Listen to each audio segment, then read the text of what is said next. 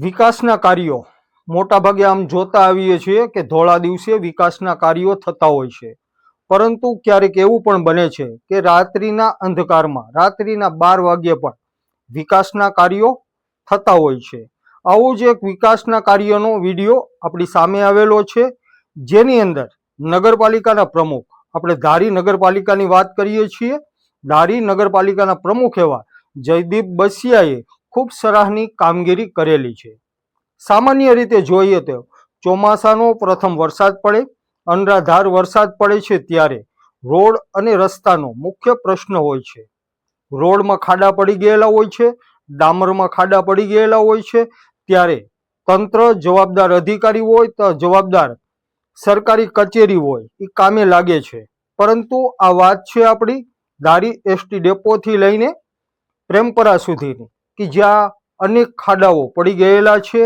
આ ખાડાઓ વાહન ચાલકો માટે, આ રાહદારીઓ માટે, સ્થાનિક લોકો માટે માથાના દુખાવા સમાન બની ગયેલા હતા. એવા સમયે આમ જોઈએ તો ધારીના પ્રથમ નાગરિક, ધારી નગરપાલિકાના પ્રમુખ એવા જયદીપ બસિયાએ ખૂબ સરાહનીય કામગીરી કરેલી છે. ગત રાત્રિના એસટી ડેપોએથી લઈને જેટલા પણ શહેરની મધ્યમાંથી પસાર થતા રોડ ઉપર મસ્ત મોટા ખાડા પડી ગયેલા હતા. આ ખાડાને જ્યારે બુરવામાં આવેલું છે, એનું સમારકામ જ્યારે હાથ ધરવામાં આવેલું છે અને રાત્રિના અંધકારમાં આ વિકાસના કાર્યો થઈ રહેલા છે. આમ જોઈએ તો વેકરિયાપરાથી લઈને પ્રેમપરાના બ્રિજ સુધી સીસી રોડ મંજૂર પણ થઈ ગયેલો છે.